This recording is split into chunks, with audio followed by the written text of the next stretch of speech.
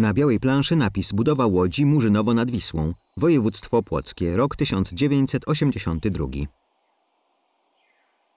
Zbliżenie na stos długich desek złożonych pod murowanym budynkiem. Starszy rzemieślnik w kaszkiecie dogląda pracy młodego adepta etnografii. Ten obrabia długą deskę za pomocą niewielkiej siekierki.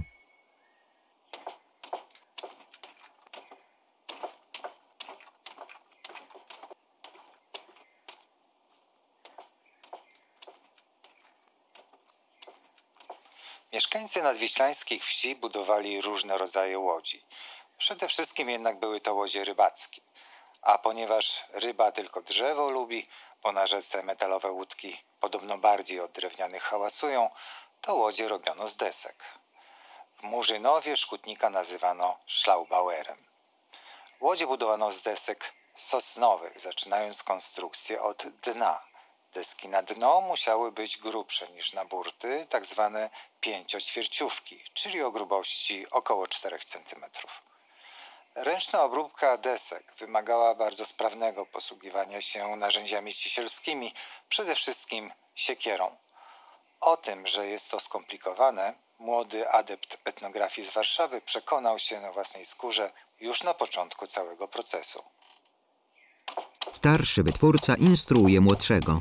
Adept precyzyjnie ciosa deskę, nadając jej opływowy kształt, zwężający się ku dziobowi.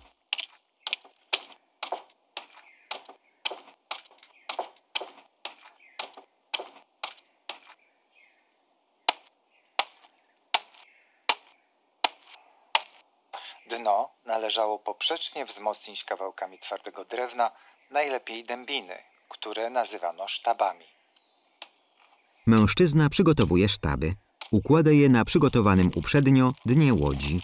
Obwiązuje deskę metalowym łańcuchem na wysokości dzioba. Wkłada w przestrzeń między łańcuchem a dnem drewniane kołki.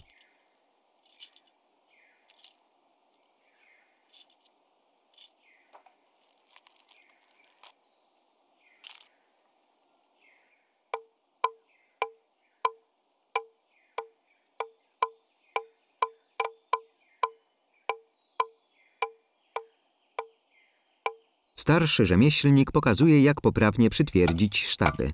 Młody mężczyzna przybija je do dna. Starszy budowniczy pomaga mu wbijać gwoździe.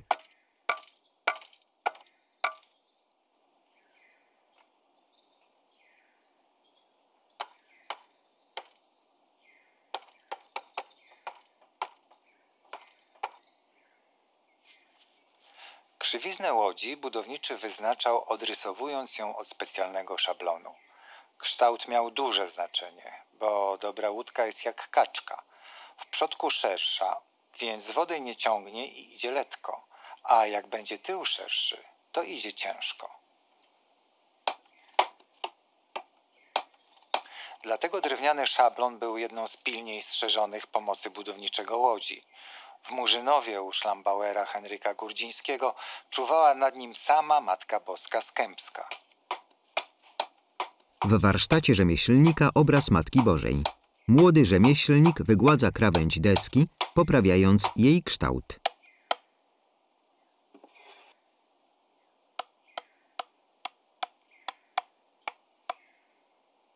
Hebluje drewno.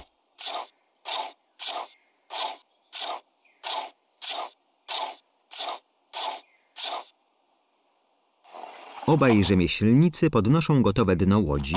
Obracają je na drugą stronę, sztabami na wierzch. Ich pracy przygląda się kilkuletnie dziecko. Z zainteresowaniem podaje młodszemu budowniczemu śrubę, którą ten przykręca do sztaby.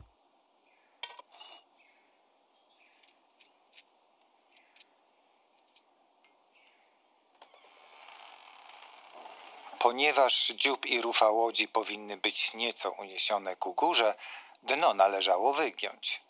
Przy gięciu grubych desek dna trzeba było uważać, żeby nie pękły. Po polaniu wodą stawały się bardziej elastyczne, a niektórzy nawet parzyli wyginane drewno wrzątkiem. Starszy rzemieślnik nabiera czerpakiem wody ze studni. Budowniczy polewają nią obficie dno, następnie za pomocą grubej żerdzi wyginają dziób i rufę ku górze.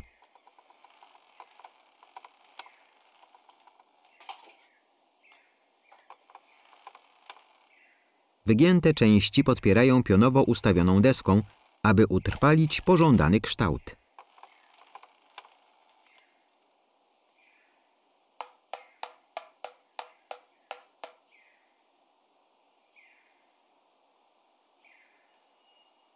Gwoździe do zbijania łodzi powinny mieć duże, dobrze rozklepane główki, które będą przytrzymywać materiał uszczelniający otwór zrobiony w desce przez gwóźdź. Rzemieślnik rozbija główki gwoździ.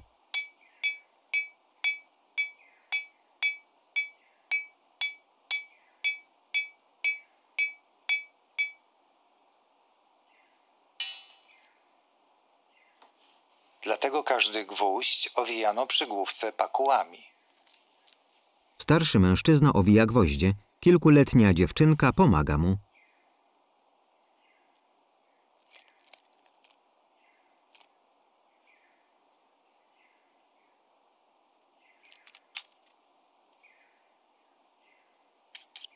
Młody wytwórca ostrzy siekierkę.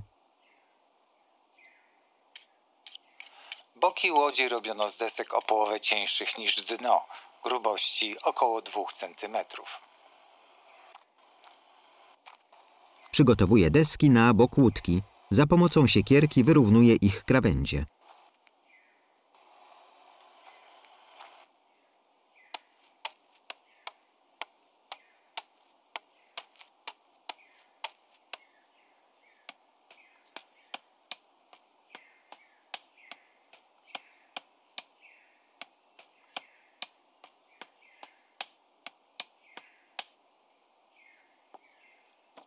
Mężczyzna przykuca, sprawdza wygląd deski, hebluje ją starannie.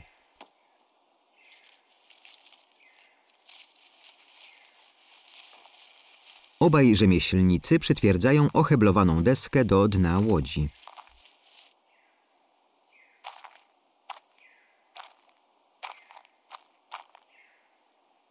Przybijają ją długimi, uprzednio przygotowanymi gwoźdźmi.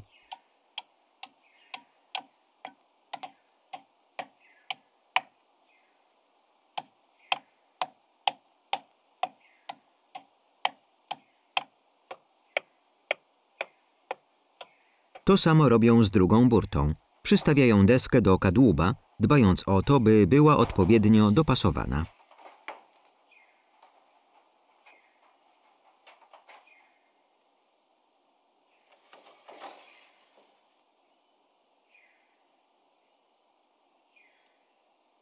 Mocują ją, wbijając gwoździe.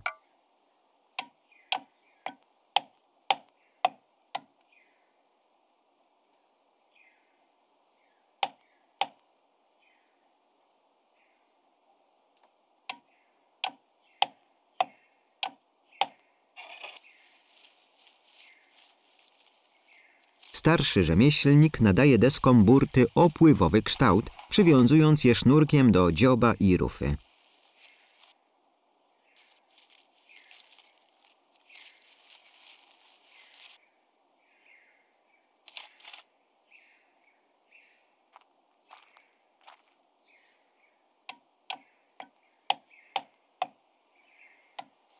Gwoździe łączące deski burty rozmieszczano w regularnych odstępach około 25 cm. Przybija kolejne gwoździe. Zbliżenie na równo zbite deski tworzące burty.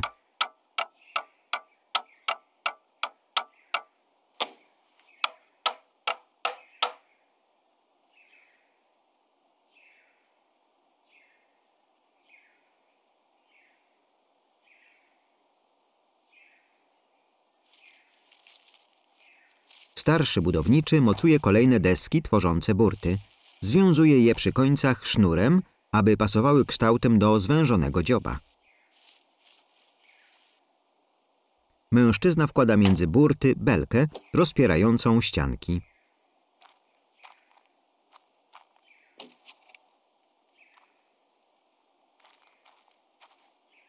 Tył łodzi pasowano zawsze najpierw, przed przyginaniem i pasowaniem desek na dziobie.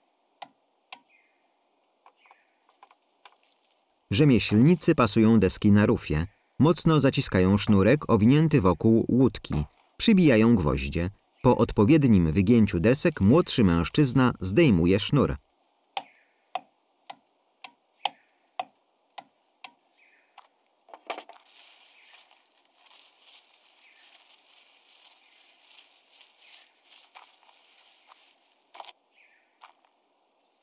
Uważnie sprawdza ułożenie desek na rufie. Tymczasem starszy rzemieślnik pasuje deski na dziobie.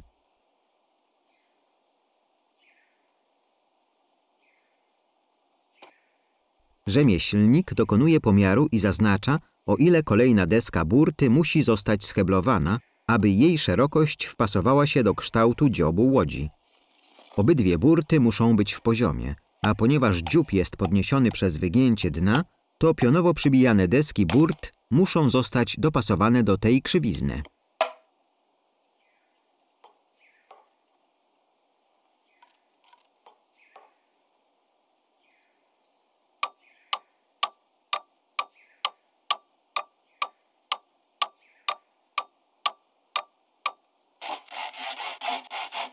Rzemieślnik odcina ręczną piłą przydługawe końce desek na dziobie.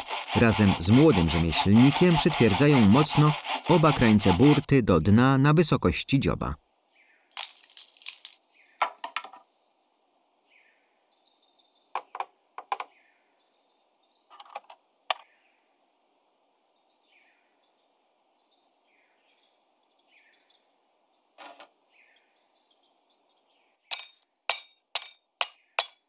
Rzemieślnik montuje metalową klamrę przytrzymującą krańce desek na dziobie we właściwym miejscu i kształcie. Na każdą burtę łodzi zużywano po 2 deski. Kolejną deskę przecinano wzdłuż na pół i po obrobieniu mocowano je na burtach, tworząc tzw. pas, służący do wzmocnienia ich konstrukcji. W sumie na łódź potrzeba było 7 desek.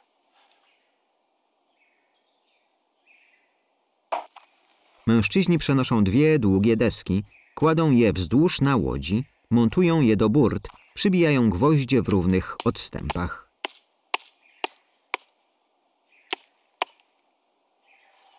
Młody rzemieślnik hebluje krawędzie. Następnie z pomocą mistrza przytwierdza deskę do burty, wyginając ją i dopasowując do kształtu łódki.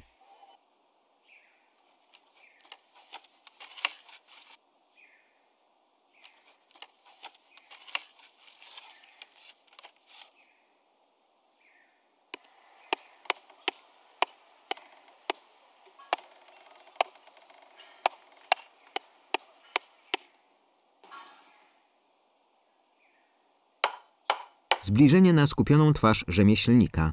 Starszy budowniczy przycina zbyt długą deskę.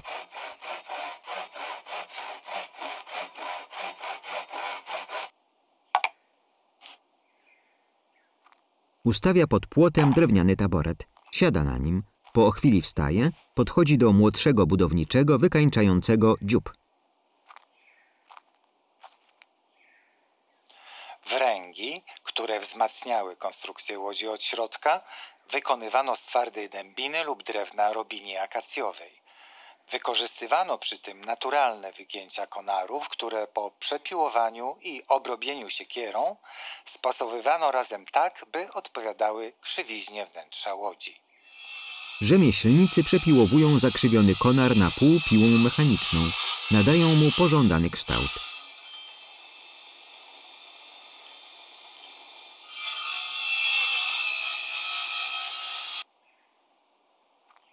Młodszy mężczyzna przynosi obrobiony konar i układa go we wnętrzu łódki, konstruując wręg. Bierze kolejny konar, przykłada go do pierwszego, tworząc łuk. Starszy rzemieślnik wbija weń gwoździe, łącząc trwale obie części.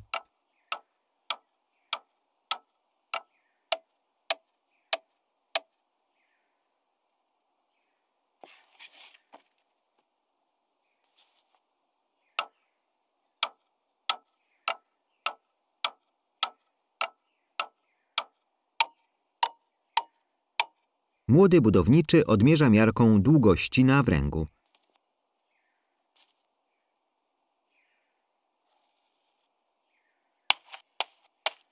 Obrabia siekierką kolejny wygięty konar, nadając mu bardziej łukowaty kształt, tworząc w ten sposób kolejny wręg.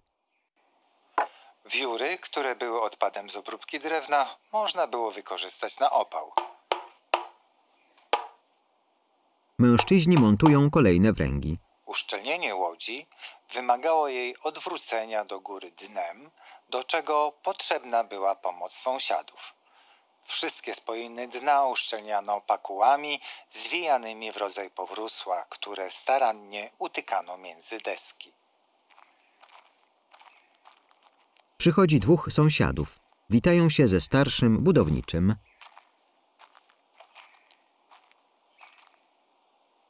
Czterej mężczyźni odwracają łódź do góry dnem. Najpierw ostrożnie przechylają ją na bok, po czym poprawiają jej ustawienie na kozłach, by na koniec położyć ją w docelowej pozycji.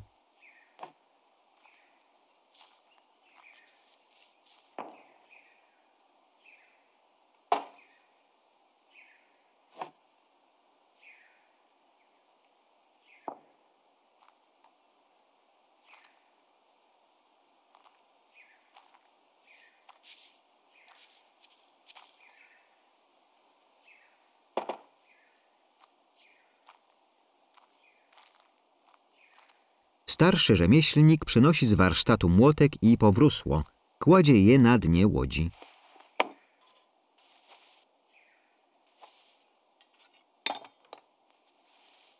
Splątuje ciasno pakuły, starannie utyka je w szczelinach między deskami.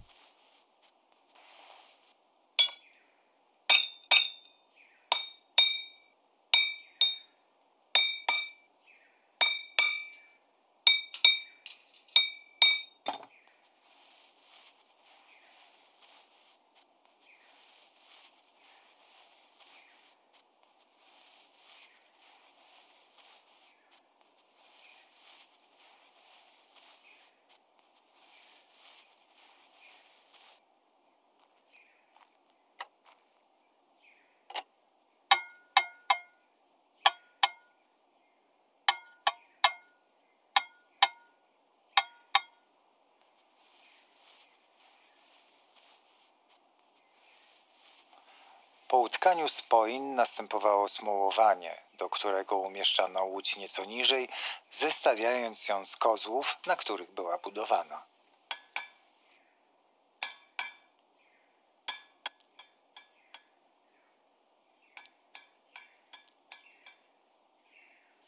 Mężczyźni przenoszą ostrożnie gotową łódkę. Wióry świetnie nadają się na podpałkę i ognisko, na którym podgrzewano smołę w żelaznych garnkach. Szybko buchało płomieniem. Przenoszą łódź i ustawiają wciąż do góry dnem na trawie. Przygotowują się do smołowania. Rzemieślnik niesie smołę w dużych metalowych garnkach. Zawiesza ją na drągu nad ogniskiem. Podgrzewa.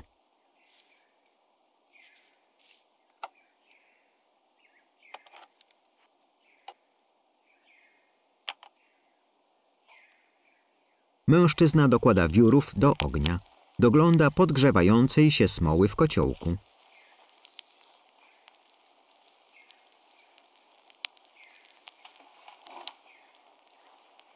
Najpierw należało starannie posmołować utkane pakułami spoiny, a dopiero potem za pomocą pędzla pociągnąć smołą deski dna i boków łodzi. Rzemieślnik bierze podgrzaną smołę, ostrożnie smaruje nią spoiny, nakłada łyżeczką odrobinę smoły i rozprowadza ją na łączeniu desek dna.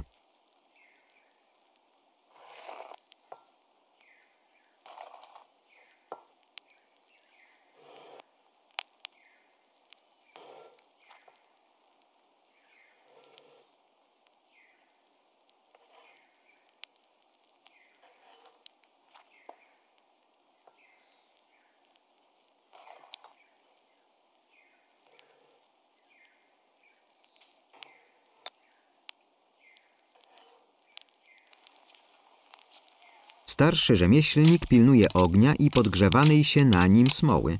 Dorzuca drwa do ogniska.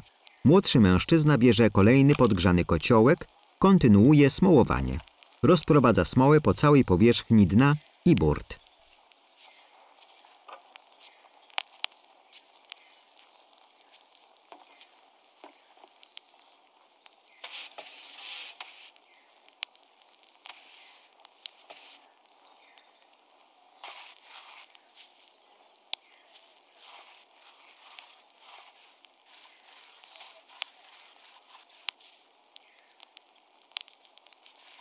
Łódź do zwodowania ściągano koniem, podkładając pod jej dno grube żerdzie, na których toczyła się ku rzece.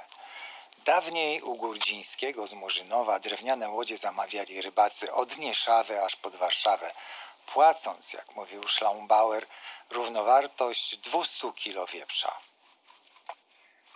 Młody mężczyzna przyprowadza konia, przytwierdza jego uprząż do łodzi. Rzemieślnicy układają na ziemi w równych odstępach żerdzie, ułatwiające transport łodzi.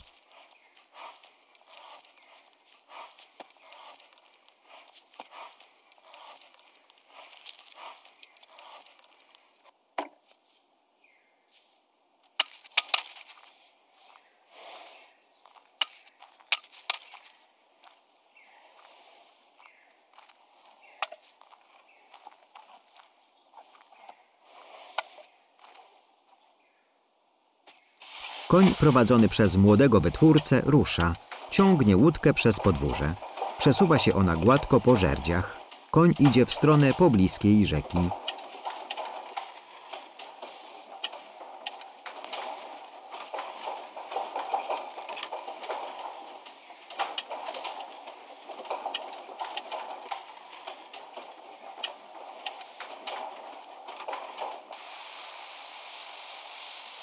Bo tylko jak kogoś stać było na takie 2 świniaki po 100 kilo, to mógł takie łódkę sobie fądnąć. Rzemieślnicy z adeptem etnografii odpoczywają na ławeczce pod domem po skończonej pracy. Wraz z nimi kobieta z kilkuletnią dziewczynką.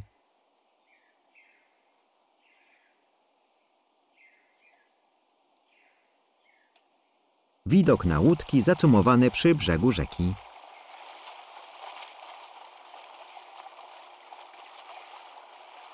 Na białym tle napisy. Film Budowa łodzi zrealizowali Krzysztof Chojnacki, komentarz Ewa Klekot, czytał Mariusz Raniszewski.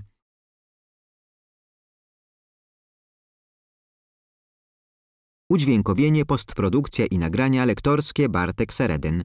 Audiodeskrypcja Fundacja Siódmy Zmysł. Tekst Alicja Maciejewska, czytał Hubert Chłopicki. Tłumaczenie na PJM Irena Piecha. Napisy polskie Karolina Woicka. Tłumaczenie na angielski Szymon Włoch. Napisy angielskie Władysław Rybiński. Koordynator projektu Mariusz Raniszewski. Na białej planszy logotypy. Ministerstwo Kultury i Dziedzictwa Narodowego, 25 lat Mazowsze, logotyp Państwowego Muzeum Etnograficznego w Warszawie, 2024 rok.